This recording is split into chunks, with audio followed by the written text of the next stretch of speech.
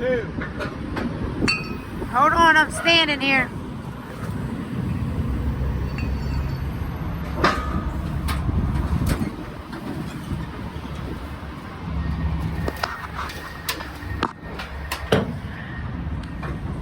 Hold on.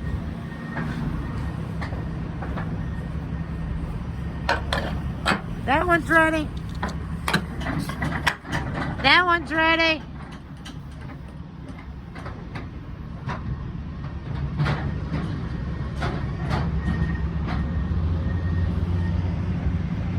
We get 10 of these put on. It's the load of the day. The load of the day.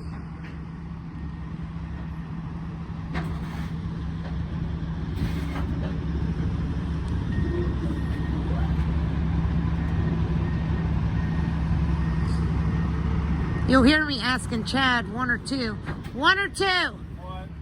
I'm asking if he's going to throw 1 strap through it or 2. Some of them we do 2, others we do 1. And the reason being is when the boy puts them on us, he pushes them real tight against each other. If you can see, they're real tight, so they kind of hold each other in place. So every other one, or like every 3, we'll put 3 straps, or I mean, sorry, 2 straps. The other ones will get 1, and then the front one gets a chain pulling back, and then the back one here will get a chain pulling forward, trying to keep them together and in one place. So they ride pretty good.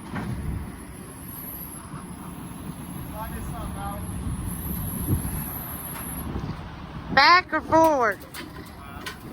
It's good. He's gonna have to push it tight. There you go. Awesome. This boy that's loading us here, he's pretty good.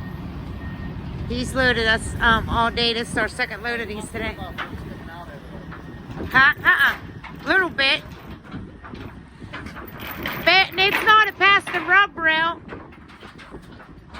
All right, I gotta go help Chad.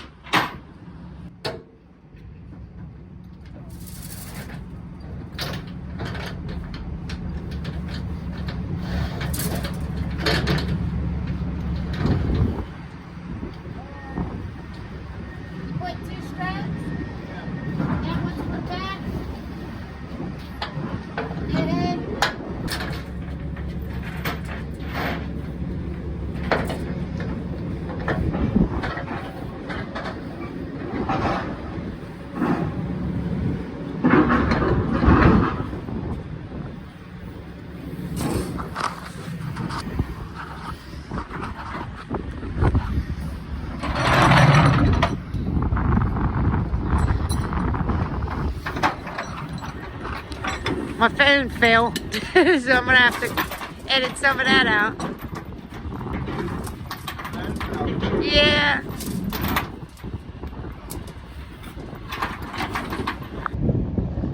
These guys are down there unloading sand off of the barge into some triaxles. Put it up here and pound it up behind the plant. I don't know if you can see that triaxle right there that he's loading.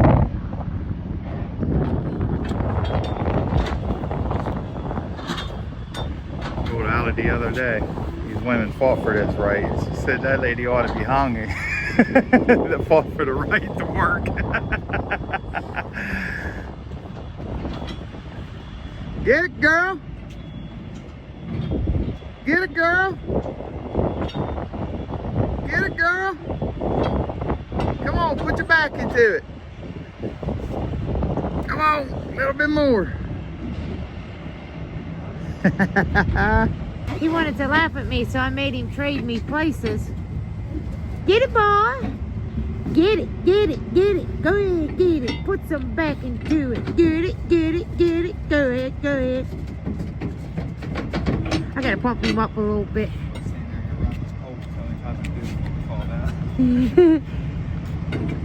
Hercules, Hercules, Hercules. Did I do this one? Nope, I did. Yeah. Hey, I did the best I can do.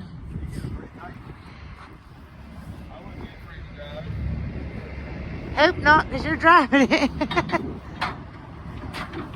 I pray every time I pull out. That's right. We thank the good Lord for getting us here. Yep. And we pray that he gets us back home safely. And we thank him when we get there. He guides this truck. He protects this truck. Yes, he does. He provides for us. He forgives us. He gives us grace, peace, joy, happiness. He puts a protective shield around us. He gives us protection. The Lord will give you all that you need. I don't know what I did, but everything I prayed for, he answers my prayers. Say it again. You got to say it loud. I said, I don't know what I did, but everything I pray for, he answers my prayers. Like, faithfully.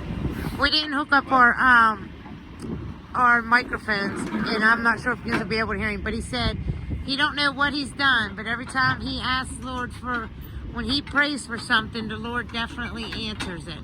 Within a day or two. It may not be exactly when we want it, but he will answer it. And sometimes it's not what we ask for. Sometimes it's quick, sometimes it's not, and sometimes you think, oh, that's not what I asked for, but what he gives you is even better. It's what I needed. Yeah, it might not be what you asked for, but it's better. Sometimes it's not what you want, it's what you need, and that's how it is. This truck here is pretty nice. This guy here has a nice truck.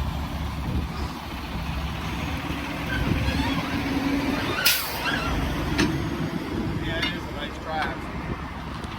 Yeah, he got a nice truck.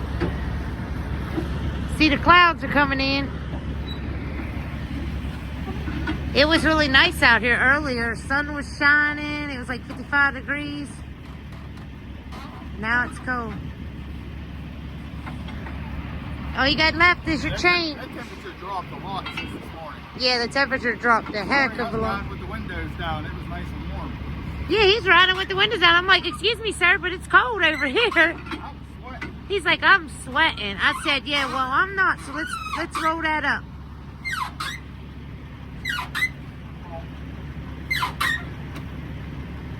All right, I'm getting in the truck. You got this? Oh, I got it. Yeah, do you got it? He said that one's too loose, so. I'm gonna get it in tight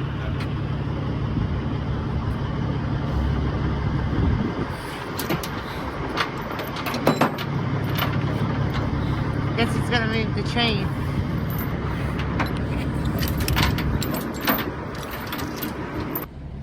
What do you want to do? All right, guys, we're back in the truck. Cold. Hands are cold, My fingers are fingertips cold. are froze because I'm on blood thinners. Yeah, so Chad takes blood thinners, so he gets cold now.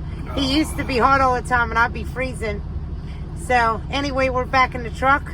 We're gonna pray, thank the Lord for what He's done for us, and then we're gonna hit the road and get on home. We just wanted to show you what we did today. For you guys that don't know, last year we used to run heavy equipment. You newer people, you might not have seen the video, but we used to run heavy equipment all of our life, and then I think it was August 15th, I ended up getting a bad blood clot, went from my ankle up through my heart, split into both lungs, what they call a saddle. And what is it, like 1 out of 4 people survive it? No, it's 1 in 4 don't survive it. 1 in 4 don't survive it? I think that's what it is. No, I thought it was like 1 in 4 survive. I don't know, some way, but it was bad. And Allie was outside cutting the grass. Well, we was going to walk down and get breakfast at the store because we live right by a store. I walked about 1/8 of a mile. My calf was swelled up like that big around. So I told her, I was like, you got to go get the pickup truck. We went back home. I said, let's go to the hospital. You need to go to the hospital. He said, oh, no, I'm not going until I eat breakfast first. Well, I walked all the way to the store. So we ended up going home, eat breakfast. Allie said, you going to the hospital? And I'm hard-headed. And I was like, I think my mom had a blood clot. She just took some aspirin and propped her leg up and it went away. I told him that does not work. So I took me a handful of aspirin. I propped my leg up. She's like, well, hard-head, if you're not going to the hospital, I'm going out and cut the grass. She went out and cut the grass, came back in. The swelling did go down, but it still had a little bit of swelling. So she's like, are you going to go to the hospital? I'm going to go and get a shower and lay down. I said, no. I said, I think if I take some more aspirin, I'll be all right. Well, I called my mom. I said, let me call my mom. So I called her. Like every third breath was already getting kind of hard. I had to gap for my breath. So I called my mom and I was like, hey, you had a blood clot before, right? You just took some aspirin, it'll go away. She's like, no, Chad, it'll kill you.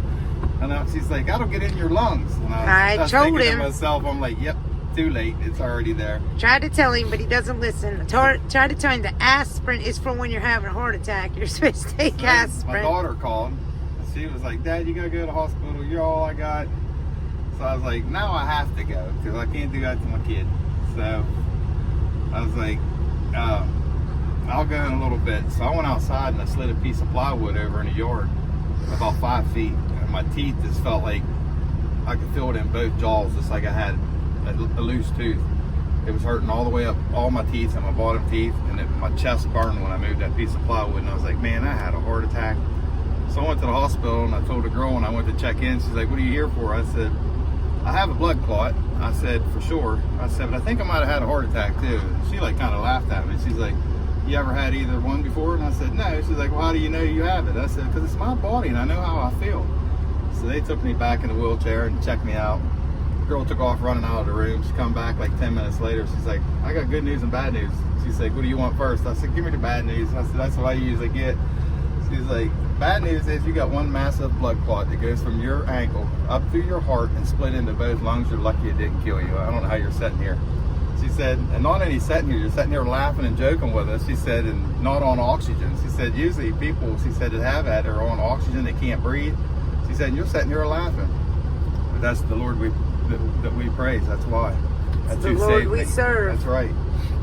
And she's like, we're going to life flight you. And I was like, to a Ruby Memorial in Morgantown. And I was like, no, like I'm not going to pay $15,000 for a helicopter ride when it's 15 minutes away. I drove here and I was all right all day. I'll be fine. They ended up taking me in an ambulance because they couldn't put me in the air because of the pressure. But then I went to the hospital and they came in and checked on me the next morning in the ICU and asked me how long I had cancer. And I was like, I looked at Allie and I'm like, that's exactly why I don't go to the doctor right there. So they put dye in my chest, came back. It seemed like it was all day. It was only like 2 hours. I said, Allie, they left me sit here all day. I wish they'd come tell me something. She said, Chad, it's only been like 2 hours. So they told me that I didn't have cancer. The next day, a different nurse came in and checked on me, the doctor to come in the morning, asked me the same thing. She's like, how long you had cancer? I said, do I have cancer or do I not have cancer? So they put dye in my chest again. Well, then a male nurse told me, she said, your lymph nodes are swelled up in your chest. And the male nurse told me after the doctor walked out, he said, that's probably why. He said, because you got heart damage from the blood clot and the damage to the top of my heart. And it was like, that's probably why the lymph nodes are swelled up, but no other ones are. They sent me to a lung doctor and they said that I had like crystal stuff in my lungs. They wanted to do a biopsy after the holidays. So that I had to find a different career to do because I'm out in the dust and stuff running heavy equipment. So that's how we ended up buying a truck and a trailer. We went and got our license while I was healing up. We went and got our CDLs. Never drove a truck before in our life. We went and bought a truck and a trailer and just went out on the road and went over the road like we've done it all of our life and never drove a truck before in our life. But that's because we have God with us. He protects us, He helps us, He guides us. Anyway, the moral of the story is don't let nothing get you down. That's right. Don't let nothing get you down and don't ever think that you can't do anything because you can do it. And we love you guys. There's Rougaroo. Roogie, tell my. Say I love you. Say I love you. Show them how you act. Show them how you act.